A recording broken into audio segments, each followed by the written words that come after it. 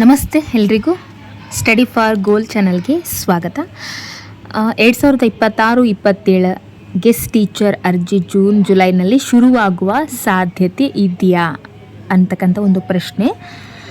ಹೌದು, 2026-27ನೇ ಸಾಲಿನ ಕರ್ನಾಟಕ ಸರ್ಕಾರಿ ಶಾಲಾ ಅತಿಥಿ ಶಿಕ್ಷಕರ ನೇಮಕಾತಿ ಪ್ರಕ್ರಿಯೆ ಜುಲೈ 2026ರಲ್ಲಿ ಆರಂಭವಾಗುವ ಸಾಧ್ಯತೆ ಇದೆ. 2025-26ರ ಮಾದರಿಯಲ್ಲಿ ಖಾಲಿ ಹುದ್ದೆಗಳ ಆಧಾರದ ಮೇಲೆ ಆನ್ಲೈನ್ ಮೂಲಕ ಅರ್ಜಿಯನ್ನು ಕೂಡ ಆಹ್ವಾನಿಸಲಾಗುತ್ತೆ. ಇದಕ್ಕೆ ಬೇಕಾಗಿರ್ತಕ್ಕಂಥ ಮುಖ್ಯ ಅಂಶಗಳು ಏನು ಅನ್ನೋದನ್ನು ನಾವೀಗ ಚರ್ಚೆ ಮಾಡೋಣ.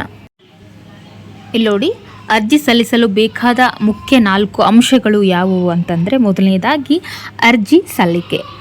ನೋಡಿ, ಅರ್ಜಿ ಸಲ್ಲಿಕೆ ಹೇಗೆ ಅಂತಂದರೆ, ಅಧಿಕೃತ ಶಿಕ್ಷಣ ಇಲಾಖೆಯ ವೆಬ್ಸೈಟ್ನಲ್ಲಿ ನೋಂದಣಿ ಮತ್ತು ಅರ್ಜಿ ಸಲ್ಲಿಸಬೇಕಾಗುತ್ತೆ. ನೆಕ್ಸ್ಟ್ ಅರ್ಹತೆ ಬಂದ್ಬಿಟ್ಟು ಅಭ್ಯರ್ಥಿಗಳು ಸಂಬಂಧಿತ ವಿಷಯದಲ್ಲಿ ಪದವಿ, ಡಿ.ಎಡ್ ಆರ್ ಬಿ.ಎಡ್ ಮತ್ತು ಟಿ.ಇ.ಟಿ ಪಾಸ್ ಕಡ್ಡಾಯ ಆಗಿರಬೇಕು. ಇದು ಅರ್ಹತೆ ಆಗಿರುತ್ತದೆ.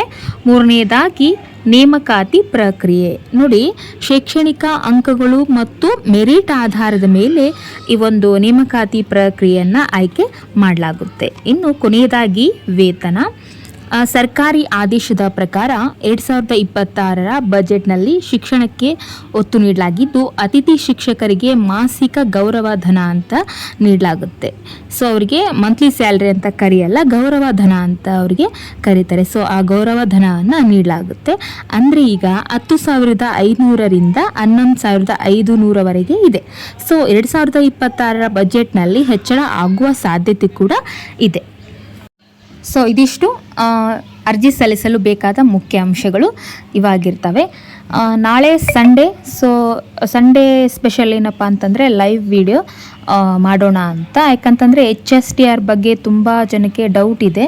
ಸೊ ಲೈವ್ ಕ್ಲಾಸಸಲ್ಲಿ ಏನಾದರೂ ಕ್ವಶನ್ಸ್ಗಳನ್ನ ನಾವು ಸಾಲ್ವ್ ಮಾಡುವಂಥ ಒಂದು ಪ್ರಯತ್ನವನ್ನು ಮಾಡೋಣ. ಹಾಗೆ ಕನ್ನಡ HSTRಗೆ ಕನ್ನಡ ಸಿಲೆಬಸ್ ಯಾವ ರೀತಿಯಾಗಿದೆ ಅನ್ನೋದನ್ನು ಕೂಡ ನಾವು ನಾಳೆ ಲೈವ್ ಕ್ಲಾಸಸ್ನಲ್ಲಿ ಕನ್ನಡ ಸಿಲೆಬಸ್ ಕೂಡ ನಾವು ಚರ್ಚೆಯನ್ನು ಮಾಡೋಣ.